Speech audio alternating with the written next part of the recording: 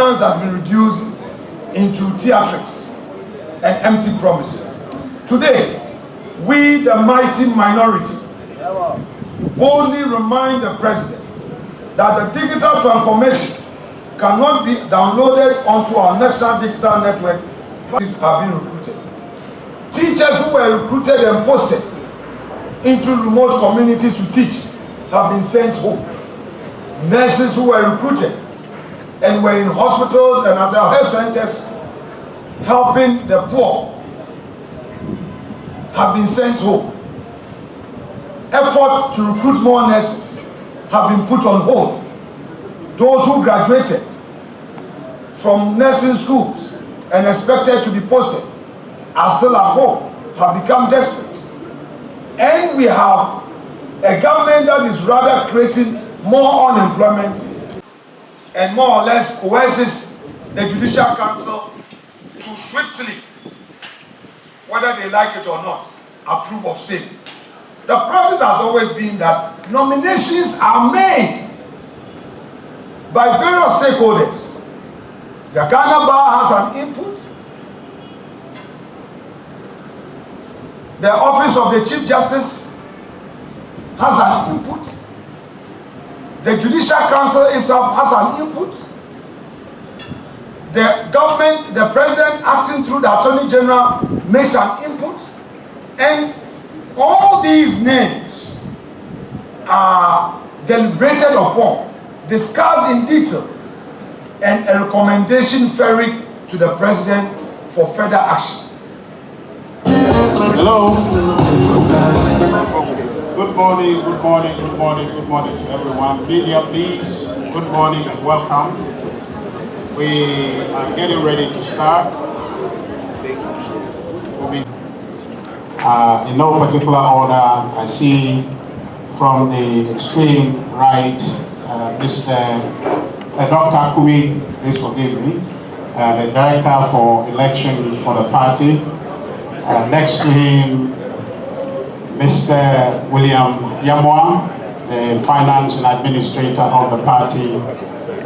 I see also Mr. Stonach Amponsa next to him, the Director of External Affairs of our party.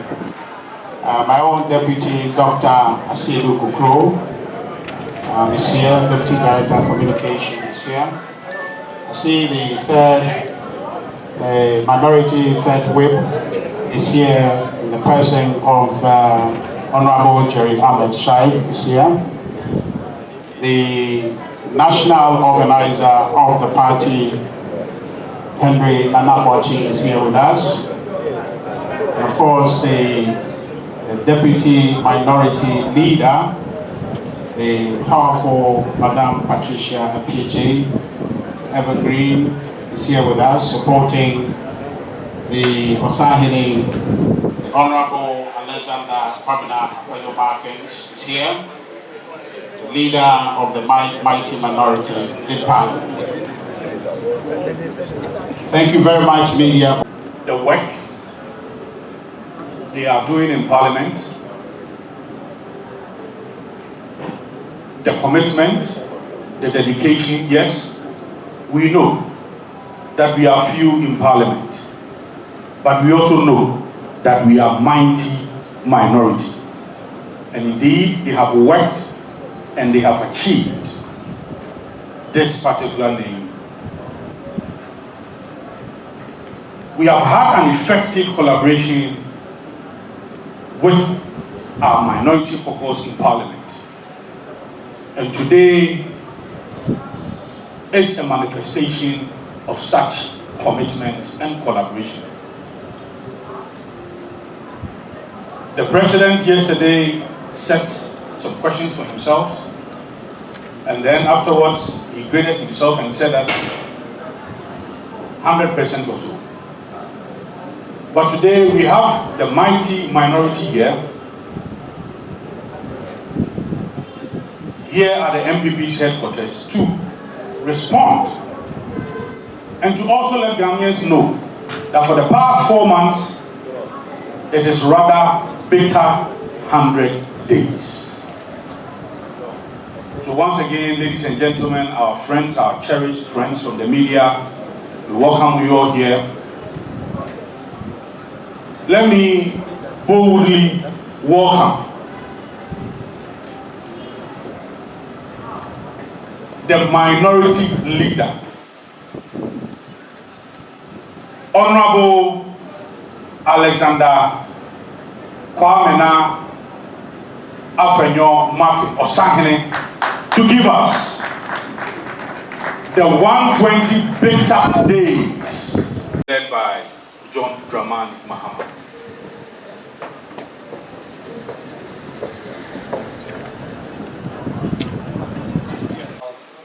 Organizer of our party, Director of Communications, and other members of the National Executive here for this collaboration that has resulted in this engagement to let the people of Ghana know that great betrayal of the NDC government, the 120 days of a bitter Ghana under President John Dramani Mahama.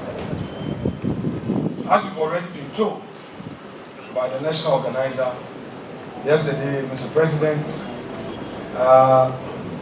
marked his own script, a script that the questions were set by him, and after that he gave himself the mark. This morning we are here to expose all the lies, the falsehood, and the inconsistencies. We call it NDC's great deception, from their own social contract to a social collapse.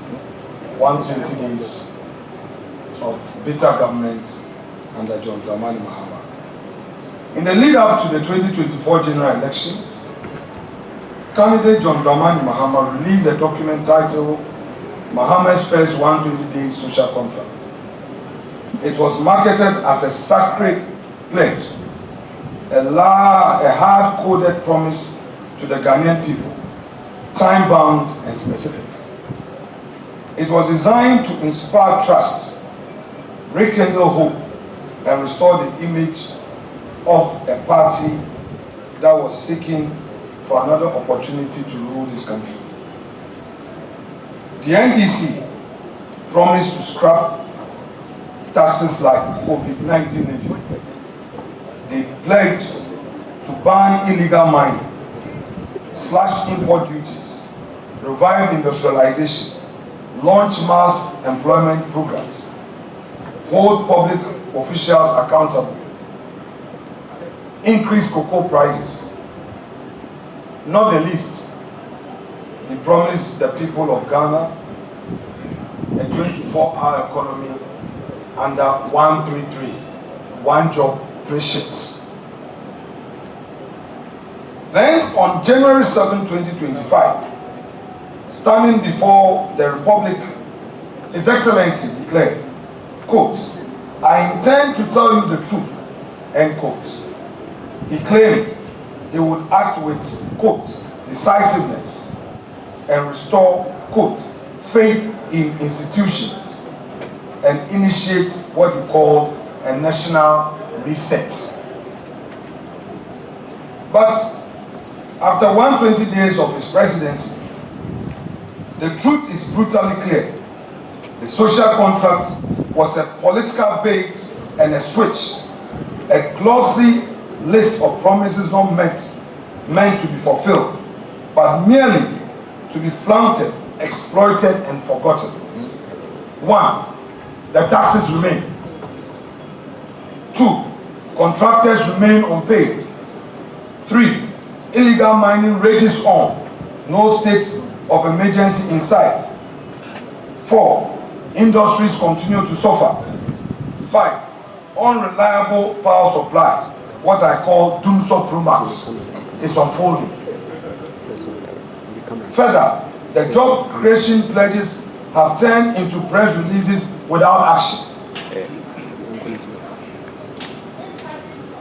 The cocoa prices, the farmers who were promised that 3,000 per bag of cocoa was going to increase to 6,000 per bag have also been disappointed.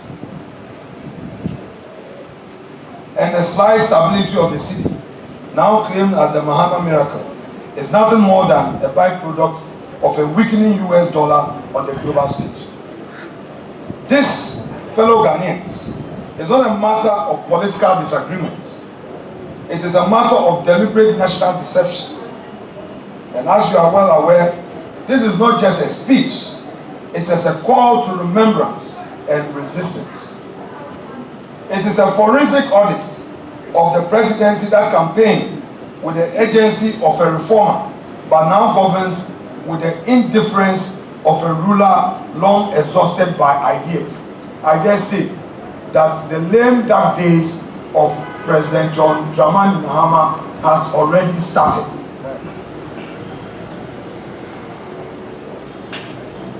Today, what we urge Ghanaians to do is to rise up to defend the Republic. And above all, what is happening today is a clear warning. And we will not sit quietly while the will of the people is traded for political convenience. Now the 120 days are over. The promises have collapsed. The excuses have run dry. The reckoning must begin. Let it be said plainly to every Ghanaian. You were not given a reset. You were sold a recycled favor. And now the clock has run out. Accountability must take center stage. Let history recall this moment, not as a dawn of renewal, but as a day the veil of betrayal was torn away. Now, let me give you the details. The promise of constitutional fidelity. Today, the executive has broken this promise. What we experience now is executive lawlessness. On his inauguration day, His Excellency vowed, quote, "I shall strive to exercise sound judgment and be willing to act timelessly to resolve our challenges," end quote. But when faced with a clear breach of Article 286, when his appointees failed to declare their assets before taking office as constitutionally required, he did not act lawfully. He invented a bizarre punishment, a 3-month salary forfeiture, no referral to the Commission on Human Rights and Administrative Justice, no investigations, no accountability. What the president did was not a legal remedy. It was a constitutional betrayal. By failing to uphold the law, the president brought his own oath and entire presidency into disrepute. Now they also pledged of security. They themselves, by their own actions, have undermined this through their neglect and the military politicization. In his inaugural address, Mr. President passionately said that he was going to secure our sub-region, and quote, "We must work together to keep our sub-region safe," end quote. Yet under his own watch, Boku bleeds. Boku bleeds. The president offers neither decisive intervention nor compelling empathy. I repeat, today, Boku bleeds. The president and his government offer neither decisive intervention nor compelling empathy. Instead, this government has destabilized our armed forces, pegging seasoned, loyal, and trusted officers and replacing them with partisan subordinates. The fact is, the government is not protecting the state. The government is politicizing its spine. The commander-in-chief, who weakens his own forces in a time of crisis, is not a leader, we dare say. Environmental commitments eclipsed by Galamsey retreat. President Mahama promised Ghanaians that he would act decisively and swiftly as our country's leader. In his much trumpeted social contract with the people of Ghana, President Mahama solemnly pledged, quote, ban illegal and new mining activities in forest reserves, roll out our Tree for Life and Blue Water Initiative to heal and sustainably harness the environment, end quote. And yet, illegal mining has flourished under his silence. Foreign nationals caught in Galamsey operations are deported, not prosecuted, contrary to the campaign promises. The promised repeal of the LI 2462 remains unfulfilled. The rivers continue to run red. The forests are gashed open. And the president who accused Nana Akufo-Addo's administration of inaction on illegal mining and promised decisive action offers excuses. The government's inaction on illegal mining is not. The situation has worsened. I leave it to your judgment. Inclusivity abandoned.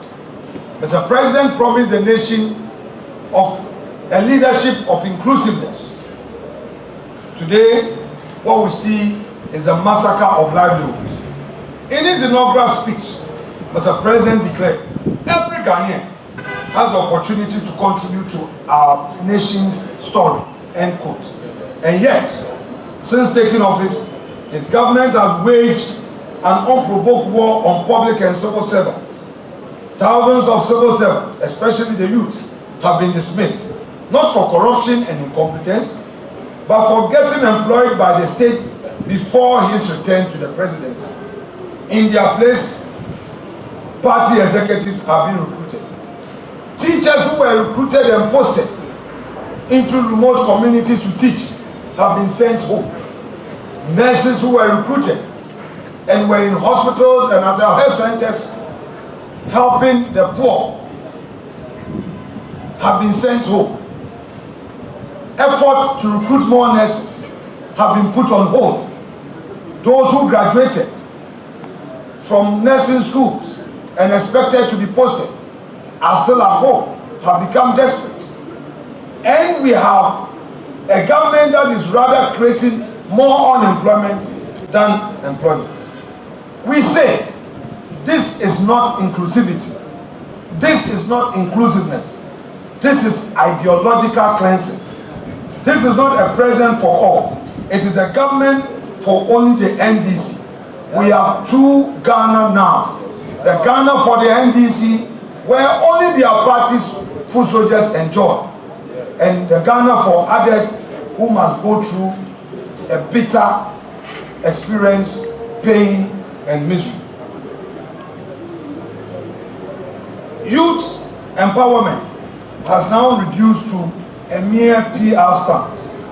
President Mahama told our youth on January 7th, quote, "This moment is a powerful affirmation that your voices matter. We are committed to creating opportunities for education, entrepreneurship, and employment," end quote. But those words now mock reality. The ambitious one student, one laptop policy of the MPP government has been shelved.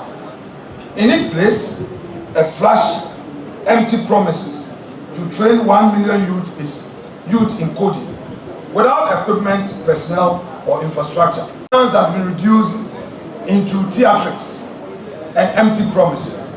Today, we, the mighty minority, boldly remind the president that the digital transformation cannot be downloaded onto our national digital network by beautiful speeches and launching ceremonies.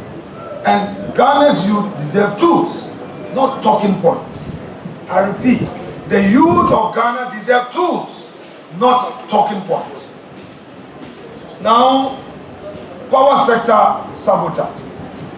from light to darkness. From light to darkness.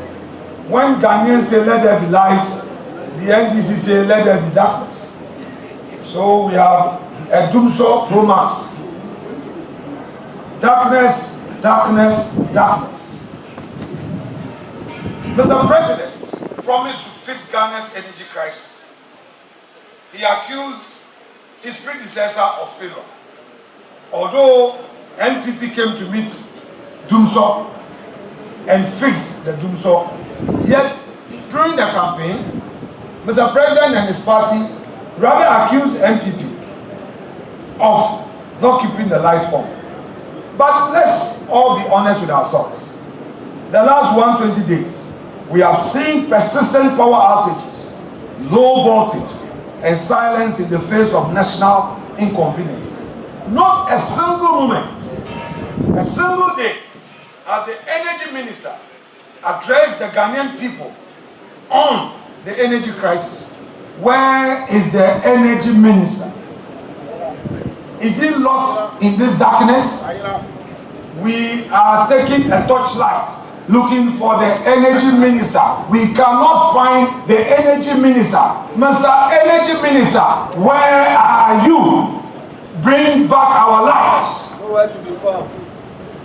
The emerging power crisis during the second term of His Excellency President John Dramani Mahama obviously will be deeper, and it appears that it's going to be darker and deadlier.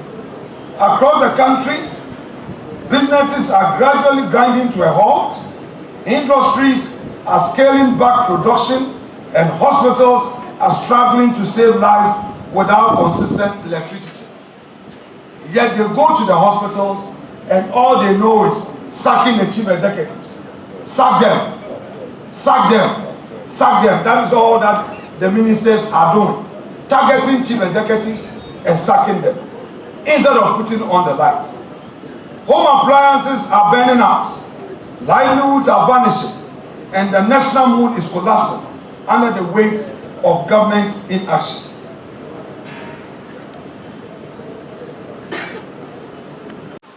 And more or less coerces the Judicial Council to swiftly, whether they like it or not, approve of same. The process has always been that nominations are made by various stakeholders. The Ghana Bar has an input. The Office of the Chief Justice has an input. The Judicial Council itself has an input. The government, the president acting through the Attorney General makes an input. And all these names are deliberated upon, discussed in detail, and a recommendation ferried to the president for further action. Killing them.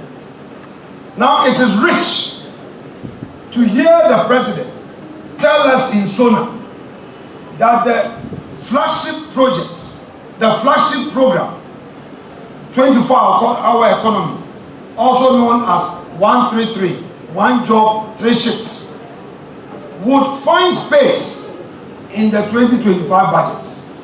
That is what the president told us.